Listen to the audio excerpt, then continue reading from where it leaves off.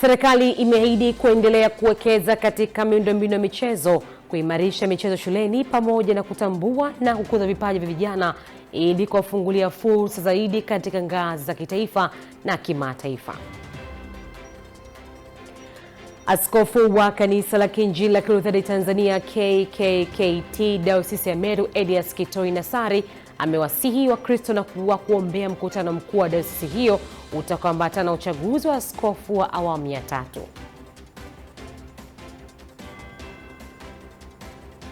Rais wa Zanzibar na mwenyekiti wa Baraza la Mapinduzi Dr. Hussein Ali Mwinyi amemtaka balozi wa Jamhuri ya Muungano wa Tanzania nchini Malaysia Meja Jenerali Mbaraka Nazid Mkeremi kutumia fursa yake ya kuimarisha diplomasia ya uchumi katika kuvutia uwekezaji.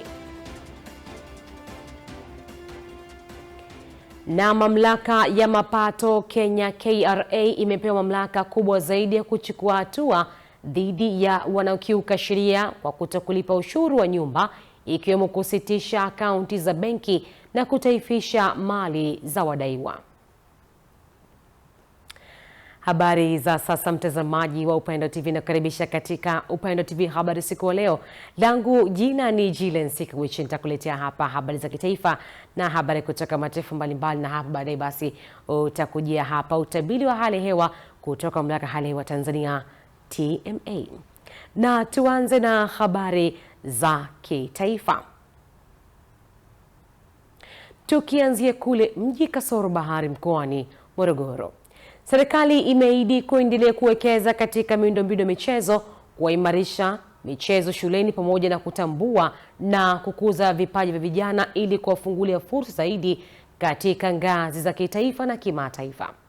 Akifungua mashindano haya kwa niaba ya Waziri Mkuu, Waziri wa Elimu, Sayansi na Teknolojia, Profesa Adolf Mkenda amesema Tanzania inajivunia kuwa mwenyeji wa mashindano haya ambayo yanashirikisha Tanzania, Kenya, Uganda, Rwanda, Burundi na Sudan Kusini, akieleza kuwa michezo ni chombo cha kujenga nidhamu, afya, elimu na ushirikiano wa kikanda. Profesa Mkenda amesema kuwa Tanzania ni miongoni mwa nchi ambayo itakuwa nchi ya kwanza kuandaa mashindano ya kihistoria, mashindano ya AFCON, kupitia mfano wa mashindano haya ya Afrika Mashariki, huku akisema vijana wanaoshiriki mashindano haya wanawakilisha mustakabali wa Afrika Mashariki na kwamba mafanikio yao hayapimwi kwa medali pekee, bali pia kwa maadili, heshima na urafiki unaojengwa wakati wa mashindano. Kwa jinsi ambavyo maandalizi yalivyoenda vizuri na kwa jinsi ambavyo Mugisha ambaye ni rais wa shirikisho la walimu hawa ambao wanasimamia michezo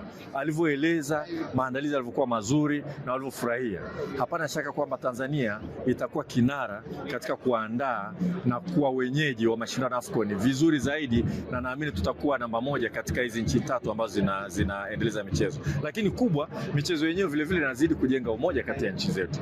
Watu watashindana na wote tunaona kwa kweli katika serikali ya awamu ya 6 hili liko wazi kwamba tunaona michezo hasa vijana, michezo ya kina mabiti zetu wanaocheza mpira wa miguu sasa hivi tunaenda vizuri sana. Kwa hiyo natumaini vile vile sio kwamba tutakuwa wenyeji tu, lakini pengine Tanzania tunaweza tukaibuka kidedea katika mashindano haya. Kwa upande wake, mkuu wa mkoa wa Morogoro, Mheshimiwa Adam Marima, amesema mashindano haya yanatoa fursa kwa vijana kuonyesha vipaji vyao na kujenga urafiki wa kudumu, huku akiahidi ushirikiano tosha kuhakikisha mashindano haya yanafanyika katika mazingira salama. Hapa leo ni sehemu mojawapo ya kwamba vipaji vya hawa vijana wetu tunataka moja vionekane, 2 vitumike, na kwenye kutumika sasa matarajio ni kwamba hawa watoto ndio watakuwa wawakilishi wa Tanzania kwenye mashindano mengine makubwa sana. Na tusisahau kwamba kawaida ya Tanzania kuwa na kutoa vijana kwenye ngazi za shule kwenda kupeleka kwenye timu ya taifa na kadhalika sio jambo la halijaanza leo. Miaka 45, 46 iliyopita, 50 iliyopita, UMISETA ilikuwa inatoa vijana anapeleka mpaka Taifa Stars. Kwa hiyo na sisi matarajio yetu ni kwamba tutatoa vijana humo na inshallah Tanzania itakapoenda kushiriki kombe la dunia mwaka 30 wengine mtaona wametoka humo. Nikiripoti kutoka hapa mkoani Morogoro, mimi ni Pascal Yasi na hii ni Upendo TV. Na tuelekee kule mkoani Arusha.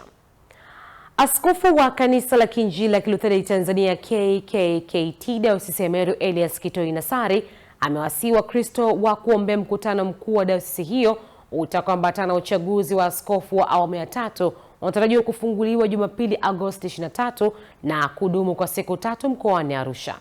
Amesema hayo wakati akiweka jiwe la pembe katika jengo la ofisi za mtaa wa Songoro ulio sehemu ya KKKT, usharika wa Songoro Dayosisi ya Meru mkoani Arusha, lililogharimu zaidi ya shilingi milioni 50 hadi hapo lilipofikia, ambapo amewaalika Wakristo na wasio Wakristo katika ibada ya ufunguzi wa mkutano mkuu utakaofanyika katika Chuo Kikuu cha Tumaini Makumira, ambapo watapata kufahamu maendeleo na fursa zilizopo katika dayosisi hiyo. Nitoe nafasi hii, Mheshimiwa mwandishi wa habari, kualika washarika wote wa dayosisi kuhudhuria katika mkutano wetu mkuu ambao unaanza tarehe 22 mwezi huu mpaka tarehe 25, na huko waendelee kuomba kwa sababu tutamchagua askofu wa awamu ya 3. Aidha, amewapongeza washarika wa mtaa wa Songoro kwa kujenga ofisi za mfano katika eneo hilo, huku mchungaji kiongozi wa usharika wa Songoro Mchungaji Francis Akio akieleza umuhimu wa jengo hilo la mtaa huo. Kwa kweli ni nzuri, inapendeza, na huko milimani inafikiri inapitiliza ofisi zote tulizo nazo. Ni alama ya maendeleo, na napenda kuwashukuru wote walionyosha mkono wao wakasimamisha jengo hili. Kwanza na wale waliokuwa na njozi ya kuweka jambo hili, wachungaji, wainjilisti na kamati mbalimbali. Ni kazi ya washarika, wamechangisha wenyewe kwa ajili ya kujenga, lakini pia wao ndio watakaolitumia kufika ofisini kwa mchungaji kupokea huduma mbalimbali, na kwa kweli ni kazi yao, wanaifurahia. Jengo hili ni la kisasa, lina chumba, ofisi ya mchungaji, ofisi ya mwinjilisti, ofisi ya karani wa usharika, lina maliwato ya ndani ya kisasa jinsia zote mbili, na lina store na jiko la ndani. Lina ukumbi mkubwa kwa ajili ya watoto wa Sunday school ambao watasali hapo kama darasa lao, na ambao pia unaweza kutumika kwa mikutano ya baraza la usharika. Tunaishi ili tumtumikie Mungu, na miongoni mwa utumishi ni pamoja na kufanya vitu vyenye alama za kudumu kama majengo haya, ambayo kwa kweli tunapoyajenga vizuri, yanatumika vizuri, ni kwa utukufu wa Mungu mwenyewe. Awali akihubiri katika ibada hiyo, Mchungaji Christina Palanjo amewaasa wazazi na walezi kuwapa watoto haki zao za msingi, huku baadhi ya washarika akiwemo Elisaria na Nyaro na Anande Nasari wakimshukuru Mungu kwa hatua aliyofikia katika ujenzi wa jengo hilo. Neno la Mungu linatuasa kuwapa mahitaji yao, mahitaji yaliyo muhimu, mahitaji ya kiakili, mahitaji ya kiroho, mahitaji ya kimwili, ili aweze kukua vema akiwa na nguvu ya kiafya, kiakili na kiroho. Lakini si hivyo tu, tuwape chakula kwa ajili ya afya hizo, tuwape mavazi, tuwape malazi, tuwape tiba, tuwape elimu, vyote hivyo kwa usahihi. Bwana Yesu asifiwe. Kwa hiyo neno la Mungu linatuasa na kutufundisha, kuwafundisha watoto wetu maadili mema, ikiwemo uaminifu, heshima, bidii na upendo kwa watu wote. Tunachoendelea kukifanya ni kwamba bado kazi yetu ni kubwa, lakini tumelipokea na tunaendelea na mikakati ya kulifanyia kazi, kwa sababu nia na madhumuni ni kumaliza jengo letu. Kama unavyoliona, lina vitu ambavyo vimesalia, ikiwa moja ya jengo letu bado chini tunahitajika tiles. Kwenye madirisha bado kazi ni kubwa, tunahitajika tuweke madirisha. Tuko na kazi bado inaendelea. Tunamsihi Mungu atuwezeshe kwa kadri ya uwezo wake, kwa sababu tunajua kila kitu kiko mikononi mwa Mungu. Kwa hiyo tunaamini kwamba tutamalizia salama yale yaliyobaki. Pia askofu ametuchangia hela tunatamani ile hela ifanye kazi hapa, baba akija akute kuna mabadiliko kupitia kile kidogo sadaka tulioipata kwa leo. Tunamshukuru Mungu sana. Kutoka hapa katika mtaa huu wa Songoro, usharika wa Songoro, Dayosisi ya Meru mkoani Arusha, mimi ni Elihuruma Chao. Na tuvuke maji mpaka kule visiwani Zanzibar.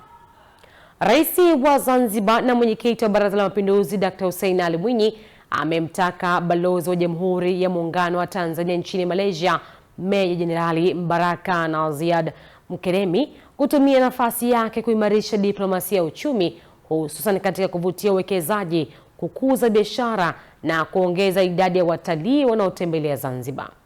Rais Dr. Mwinyi amesema hayo alipokutana na balozi huyo aliyefika Ikulu Zanzibar kuaga na kupokea maelekezo kabla ya kuelekea katika kituo chake kipya cha kazi nchini Malaysia.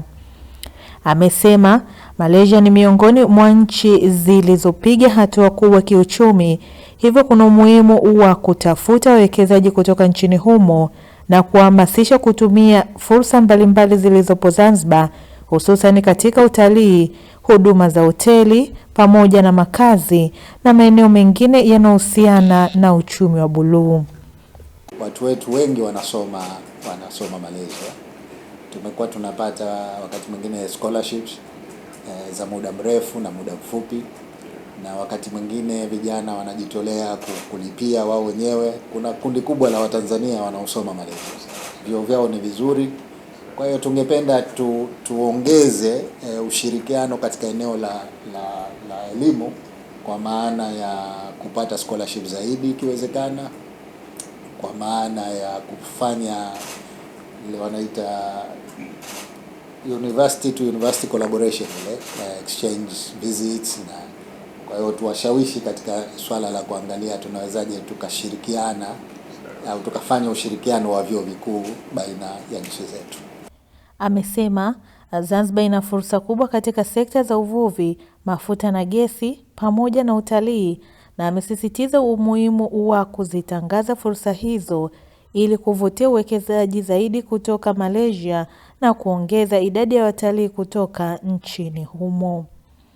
Balozi Meja Jenerali Mbaraka amesema amepokea maelekezo ya Rais Dr. Mwinyi na kuahidi kuyafanyia kazi katika utekelezaji wa majukumu yake nchini huko. Kutoka huko visiwani Zanzibar, na tuelekea makao makuu ya nchi kule jijini Dodoma. Naibu Waziri wa Viwanda na Biashara Dennis Londo amewataka maafisa biashara nchini kutumia nafasi zao kuibua fursa za uwekezaji, kuongeza thamani ya mazao na kuimarisha mazingira ya biashara katika halmashauri, hatua inayolenga kuchochea utekelezaji wa Dira ya Taifa ya Maendeleo 2050. Akizungumza katika kikao cha 3 cha Wizara ya Viwanda na Biashara na maafisa biashara nchini kilicholenga kuimarisha utekelezaji wa majukumu ya maafisa hao, amesema dira hiyo ina malengo makubwa ya kuifanya Tanzania kuwa kitovu cha uchumi wa viwanda Afrika Mashariki na Kati, ikiwemo kufikia uchumi wa dola trilioni 1 na kuongeza kipato cha Mtanzania hadi dola 7,000. Kila halmashauri iandae na kuisha wasifu wa uwekezaji katika maeneo. Ni jukumu lako afisa biashara, viwanda na biashara kuangalia fursa ambazo zipo ndani ya halmashauri yako na kuziibua, aidha kwa kutumia mitaji ya watu binafsi, taasisi za fedha, ama kujenga ushawishi kwa watu. Kuna watu ambao wana fedha lakini hawajafikiwa kushawishiwa kuona fursa ambazo zinawazunguka. Tunafahamu kwamba wana kandidata za viwanda na biashara na masoko, lakini waendelee kuboresha na kuhuisha kandidata hizo ili tujue kuna leseni ngapi, kuna wawekezaji wangapi katika maeneo gani, tujue maeneo ambayo yametengwa kwa ajili ya shughuli za kiuchumi, na taarifa hizo ziwe. Afisa mtendaji mkuu wa BRELA Godfrey Nyeisa amesema kuna umuhimu wa kuboresha muungano wa mifumo ya kidigitali ili kurahisisha usajili wa utoaji wa leseni za biashara kupitia mfumo mmoja. Ni kubaini na kutatua changamoto zinazokwamisha usajili, leseni na ufanyaji biashara na uwekezaji ili kuweka mazingira wezeshi ya kufanya biashara. Maafisa biashara, Mheshimiwa Waziri, ni agents wa investment katika nchi hii. Jukumu ambalo wanapaswa walielewe kwamba majukumu yenu nyinyi ni kufacilitate business, sio kufrustrate biashara. Sasa ukishalielewa hilo na ukailinki na ile jina la kitengo ambacho wewe unakisimamia, utendaji wako unaweza ukawa ni mzuri zaidi. Meneja wa sehemu ya ukaguzi na ufuatiliaji wa wakala wa vipimo Tanzania WMA Jad Othman Kijumu amesema maafisa biashara ni kiungo muhimu kati ya WMA na wafanyabiashara waliopo katika mikoa ili kuhakikisha mlaji wa mwisho anapata huduma stahiki. Wito kwa maafisa biashara ni kwamba wanatakiwa kwanza kuhakikisha wanawalinda walaji wa mwisho, ikiwa ni pamoja na kuwahusisha panapokuwa na kero moja kwa moja za kwenye biashara, usalama na afya, ambapo sisi moja kwa moja tuna cross-cut katika hayo maeneo yote kuhakikisha mlaji analindwa. Kutoka huko Dodoma basi tukite kambi nyanda za juu kusini mkoani Mbeya. Wakristo wametakiwa kuacha kuwa watumwa wa vitu vya dunia kwa kuvitegemea kama sehemu ya uhai wao. Badala yake wametakiwa kumtumikia Mungu kwa bidii na kumtegemea katika kila hatua ya maisha yao. Huyu hapa ni Emmanuel Lulandala kutoka huko Mbeya.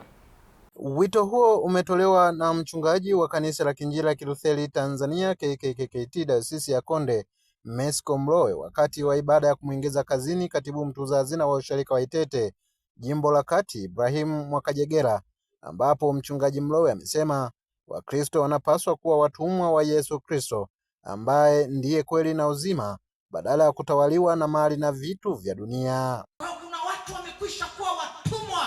Usikubali kuwa mtumwa wa vitu, uwe mtumwa wa Yesu. Huyu akasema, Bwana, kama mbwa wanaokota makombo, na mimi niondoe kwenye nafasi ya mtu, na mimi niwe mojawapo ya wale mbwa, na mimi leo utaokota makombo yatakayoanguka kwako. Manake neno lolote hata kama wewe utaliona halina maana, mradi limetoka kwako, mimi nalipokea, lina nguvu. Mungu akusaidie kulipokea neno la Kristo likawe na nguvu ya kukuvusha. Kwa upande wake mchungaji kiongozi wa usharika wa Itete Noah Mwakarundwa amemsihi katibu huyo kumtafuta Mungu kwa bidii kupitia maombi, huku akisisitiza kuwa kumtegemea Mungu kutamsaidia kuifanya huduma yake kwa nyepesi na yenye mafanikio. Katika Mathayo 10:40 neno linasema, atakayewapokea ninyi amenipokea mimi, atakayewakataa ninyi amenikataa mimi.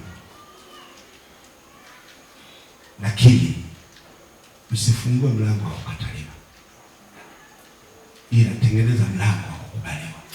Na mlango wa kukubaliwa maana yake macho yako yamwangalie Bwana kila itwapo leo.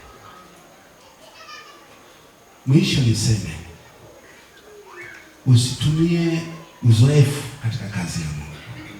Hata sisi wachungaji tutumia uzoefu tanguka.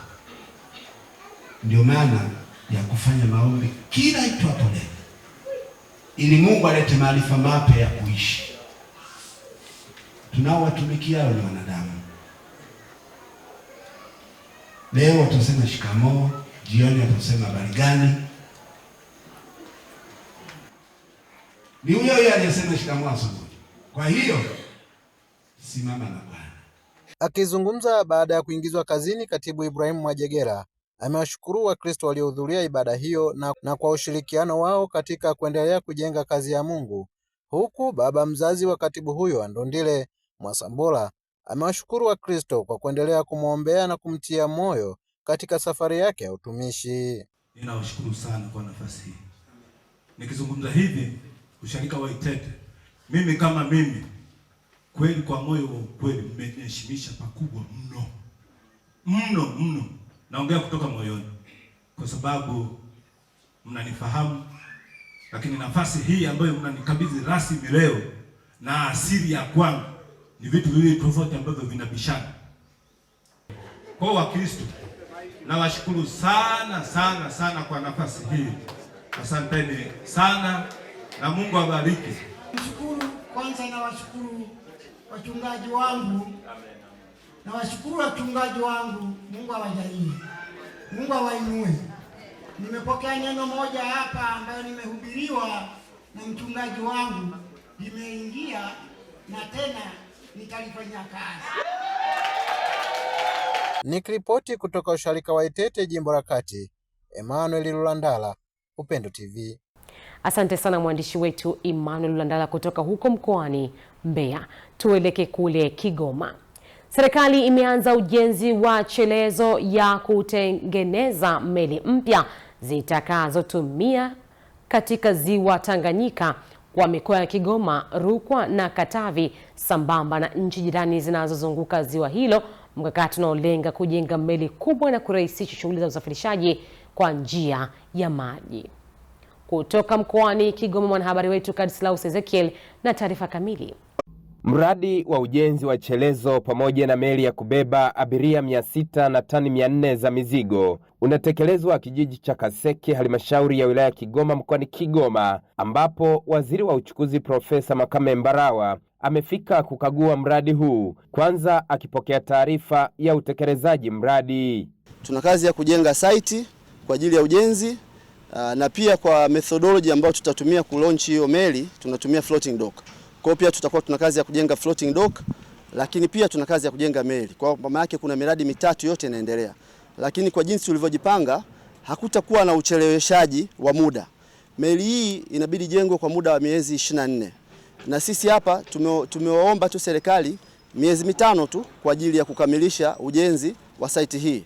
Kwa maana meli hii itaanza kujengwa hapa kuanzia mwezi Januari 2027 na itajengwa kwa muda wa miaka miwili baada ya hapo. Kwa maana tunategemea mwezi Disemba 2028 tutakuwa tumeshakamilisha ujenzi huu. Hata hivyo, mkurugenzi wa kampuni ya meli Tanzania Tashiko Eriki Hamisi amesema licha ya utekelezaji wa mradi huo, serikali inajenga pia chelezo katika eneo la Katabe, manispaa ya Kigoma Ujiji, kuhakikisha uharaka wa ujenzi wa meli kubwa na kwa ufanisi. Sisi shipyard yetu ya serikali ya Tashiko tunaendelea kama kawaida na utaratibu ambao pia Mheshimiwa Rais alielekeza kule unaitwa Katabe. Sasa ile shipyard ni muhimu kwa sababu tutakuwa nayo baadaye kwa ajili ya rehabilitation, ya maintenance ya meli na nini. Lakini ujenzi utafanyika kwenye site ya mkandarasi yake mwenyewe kwa ajili ya kuweza kutimiza hiyo azma au lengo la kuwajengea wananchi meli ya abiria ile ambayo imeshaidiwa na serikali ya abiria 600 na tani 400 za mizigo. Waziri wa uchukuzi Profesa Makame Mbarawa amesema adhima ya serikali ni kuhakikisha ziwa Tanganyika inakuwa na meli za kisasa. Watajenga chelezo hichi kwa muda mfupi na chelezo hichi watakitumia kujenga hiyo meli mpya. Ninawapongeza sana. Hii ni jambo kubwa na hii inaonyesha kwamba sasa nchi yetu inafunguka kwa ajili ya ujenzi wa vyombo vya majini. Tunaamini meli nyingi za Tanzania zitatengenezwa hapa. Meli za kutoka DRC Congo zitatengenezwa hapa. Meli za kutoka Zambia zitatengenezwa hapa. Hili ni jambo kubwa. Ninawapongeza sana Dar Merchant Group kwa maono hayo. Na sisi kwenye Wizara ya Uchukuzi, jambo muhimu ambalo tunasisitiza ni private sector. Private sector kwetu sisi ni kitu muhimu. Hii ni hatua kubwa ya kihistoria kwa nchi yetu. Sisi serikali kazi yetu ni kuweka mazingira wezeshi na kumpa fursa na kumwezesha kufanya kazi yake kwa uadilifu na kwa wakati ambao yeye amepanga pamoja na serikali kuhakikisha kwamba wananchi wa Kigoma wanaenda kupata meli hii. Katika hatua nyingine, Waziri Mbarawa amekagua ukarabati wa meli ya MV Liemba unaogharimu bilioni 34 na kufanya majaribio ya kwanza tangu ilivyosimama uendeshaji kwa takribani miaka 10, ambapo inatarajiwa kuanza kazi ifikapo Septemba mosi mwaka huu. Leo tunafanya majaribio ya kwenye ziwa kuangalia ubora na wa vifaa vyote, kuanzia engine room kule kwa kuendeshea meli, kila pahala tunaangalia. Tutaangalia jinsi meli hivi inavyofanya kazi, inavyoweza kwenda kwa kasi, inavyoweza kusimama kwa kasi, inavyoweza kubehave wakati wa emergency. Yote mambo haya yataangaliwa kwa kitaalamu. Katika jambo ambalo lilikuwa linatusumbua kwa wananchi wa mkoa wa Kigoma ni MV Liemba. Katika jambo moja lilikuwa linatusumbua kwa wananchi wa Katavi na Rukwa ni MV Liemba. Sasa MV Liemba imekamilika. Tunaamini kwamba ikikamilika tutaitunza ili iweze kudumu kwa muda mrefu. Kutoka mjini Kigoma, mimi ni Kadislaus Ezekieli. Asante sana Kadislaus Ezekieli kutoka huko Kigoma, na turejea hapa jijini Dar es Salaam. Wito umetolewa kwa serikali kuwezesha zaidi wakandarasi wazawa kushiriki katika miradi mikubwa ya ujenzi nchini, huku wakandarasi hao wakisema wana uwezo wa kutekeleza miradi kwa viwango na ubora unaolingana na wakandarasi kutoka nje ya nchi. Wakizungumza na Upendo Media, baadhi ya wakandarasi wazawa wakiwemo mhandisi daraja la kwanza ambaye pia ni mmiliki wa kampuni ya ukandarasi kampuni ya Lukolo Limited, Barton Nsemwa, wamesema kauli ya rais ya kuwezesha wazawa inapaswa kutafsiriwa kwa vitendo, ikiwemo kuwapa nafasi ya kupata mikataba mikubwa na kuingia ubia na wakandarasi wa kigeni pale inapohitajika. Tutakachofanya ni kwamba miradi yote itatolewa kwa wazawa. Wazawa sasa wataingia joint venture na makampuni ya nje. Hiyo kwa kweli mimi nina imani wakandarasi wote watakuwa wameshangilia. Itasaidia kwa sababu miradi mingi inatolewa kwa sababu tunaonekana kama wazawa hatuna vigezo vya kuweza kutimiza nani. Lakini kama miradi hii watatupa na tukaingia JV na hizo 2% za nani, nafikiri tutapiga hatua kubwa sana. Lakini pia itajenga capacity kwa wazawa. Wazawa watajenga capacity kwa sababu kutakuwa na transfer ya knowledge, management na vitu vingine kama hivi.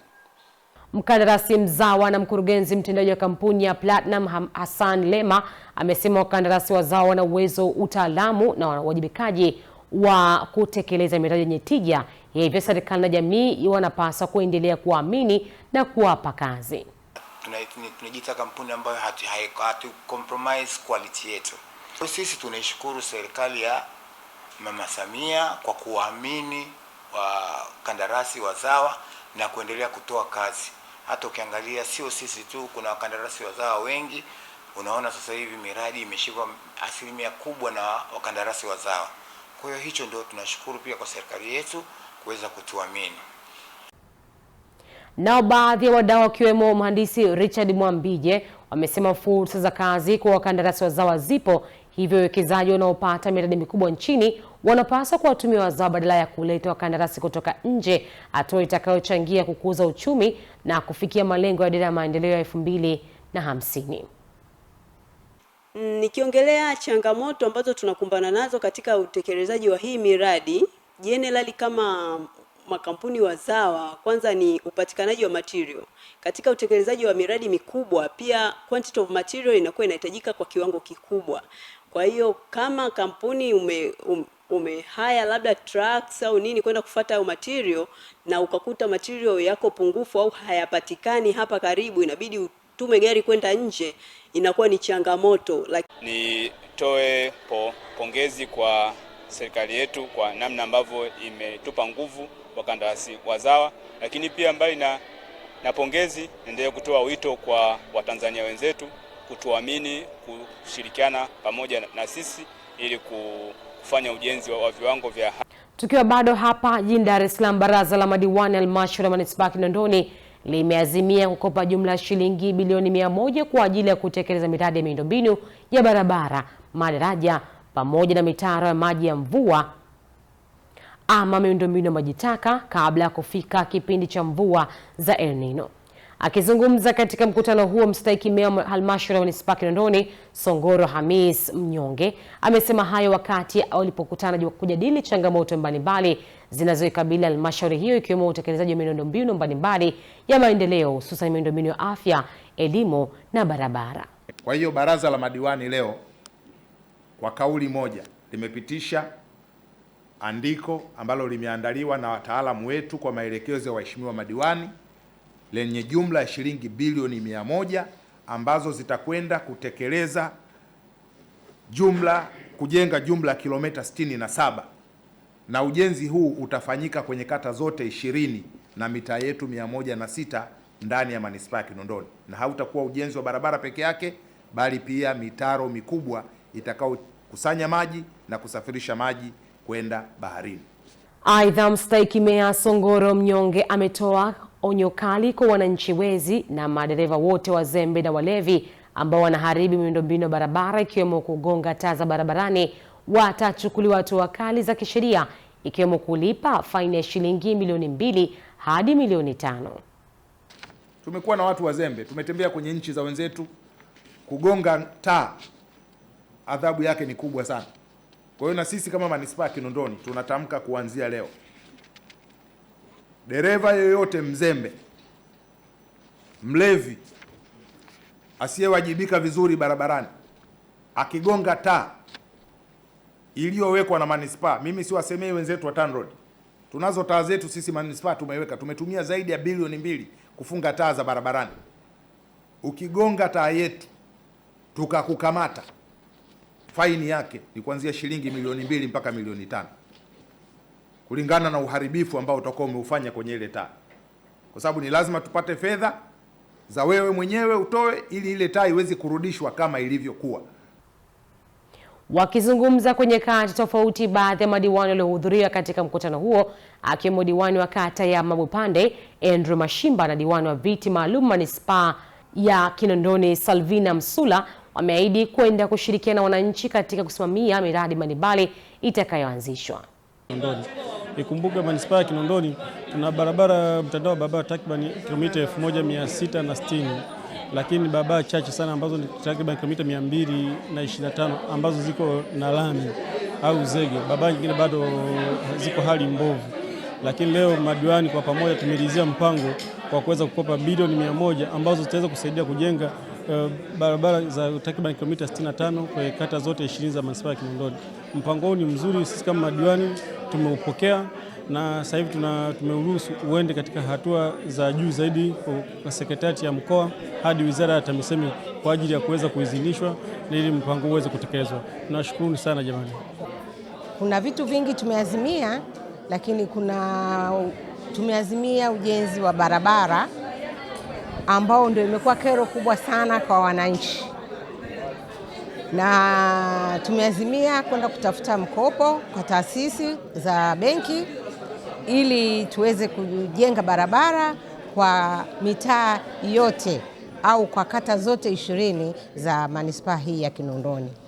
Tutajenga barabara, tutajenga mifereji pamoja na mambo mengine ambayo tumeandaa. Kwa hiyo tuna imani kwamba tutakwenda vizuri na manispaa yetu itang'ara, hasa tunakokuendea huko kwenye AFCON. Kwa hiyo mambo yetu yatakuwa ni mazuri sana. Asante sana. Uamuzi kuhusu kesi ya uhaini na mkabili mwenyekiti wa taifa wa Chama cha Demokrasia na Maendeleo Chadema Tundu Lissu unatarajiwa kutolewa Agosti 21, 2026, ambapo utaweka wazi iwapo mtuhumiwa ana kesi ya kujibu ama la. Mapema leo upande wa Jamhuri katika kesi hiyo ya uhaini inamkabili mwenyekiti wa Chadema Tundu Lissu imefunga ushahidi wake na kusema kuwa kwa upande wao mashahidi waliotoa ushahidi wametosha. Akizungumza mahakamani, wakili wa serikali mkuu Nassor Katuga amesema msimamo huo umefikiwa baada ya Jamhuri kufanya tathmini ya kina ya ushahidi na hoja zote zilizowasilishwa katika kesi hiyo. Aidha, ameomba mahakama iruhusu Jamhuri kuwasilisha hoja za ziada kueleza sababu zinazowafanya waone Lissu ana kesi ya kujibu, ombi ambalo Lissu amepinga akieleza kuwa sheria tayari imeweka utaratibu unaopaswa kufuatwa katika hatua hiyo. Iwapo mahakama itaamua kuwa Lissu ana kesi ya kujibu, atapewa nafasi ya kuanza kujitetea kwa kuwasilisha ushahidi na mashahidi wake, na endapo mahakama itaamua kuwa hana kesi ya kujibu, kesi hiyo itakuwa imefikia mwisho.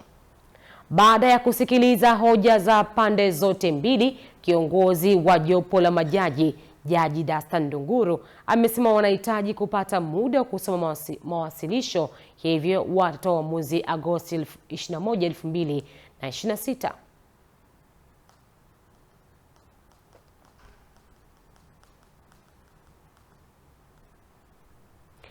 Askofu wa kanisa la Kiinjili la Kilutheri Tanzania KKKT Dayosisi ya Mwanga Dr. Daniel Mono amewaasa Wakristo wa dayosisi hiyo wanaoishi maeneo mbalimbali ndani na nje ya nchi wanaojulikana kama wacharo kupendana, kusaidiana na kukumbuka kuendelea kuisaidia dayosisi yao ya nyumbani, jambo ambalo litasaidia kuwa na maendeleo. Ametoa wito huo KKKT Dayosisi ya Dodoma, ushirika wa kanisa kuu, mara baada ya ibada iliyowakutanisha Wakristo wazawa wa dayosisi ya Mwanga ambao wanaishi Dodoma, na kuongeza kuwa lengo ni kukutana na kusali pamoja kwa lugha ya asili ya Kipare ili kudumisha umoja, upendo na mshikamano. Rosa ametukaribisha na ameturuhusu kufanya ibada hii ya wanamwanga, wana KKKT Dayosisi ya Mwanga waishio Dodoma. Kwa jina maarufu tunawaita wacharo. Na ibada imekuwa ya ufanisi, mahudhurio ni makubwa, na lengo la ibada hizi ni kuimarisha umoja wa wana KKKT Dayosisi ya Mwanga wanaoishi katika maeneo mbalimbali. Kama tujuavyo, watu wengi wamesafiri kutoka wilaya za vijijini kwenda mijini huko kutafuta maisha. Nao baadhi ya Wakristo wakiwemo Glory Msuya ameeleza namna walivyovutiwa na ibada hiyo ambayo imewakumbusha asili yao ya Kipare na kuahidi kutoa ushirikiano kwa dayosisi ya nyumbani ili kazi ya Mungu iweze kusonga mbele. Maana ya kupata taarifa za maendeleo ya kule nyumbani na kupata nini kinaendelea na nini watu washikamane. Nyumbani ni nyumbani, hata ukae wapi, nyumbani kwenu ni nyumbani kwenu. Hata kwa kulia ni kule.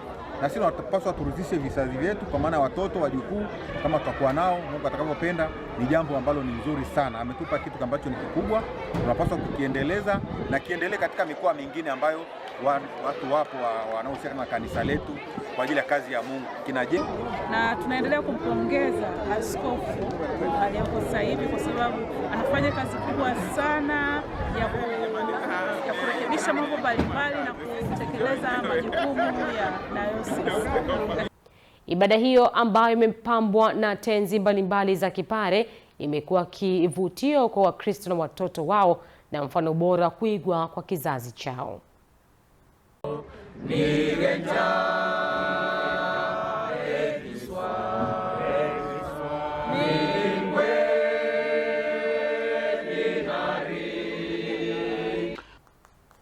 Tukiwa hapa jijini Dar es Salaam, serikali imewaalika wawekezaji kutoka Saudi Arabia kuwekeza Tanzania katika kilimo, viwanda, nishati na madini kwa lengo la kuongeza ajira, thamani ya bidhaa na mapato ya nchi. Mwaliko huo umetolewa na Waziri wa Nchi, Ofisi ya Rais, Uwekezaji, Profesa Kitila Mkumbo leo jijini Dar es Salaam wakati wa mkutano wa biashara uliowakutanisha wawekezaji wa Saudi Arabia na wafanyabiashara wa Tanzania. Tuna vipaumbele vingi, lakini vya msingi kwa maana ya Saudi Arabia, cha kwanza kabisa ni swala la kilimo. Kama unavyofahamu, Saudi Arabia wanategemea chakula kutoka nchi zingine.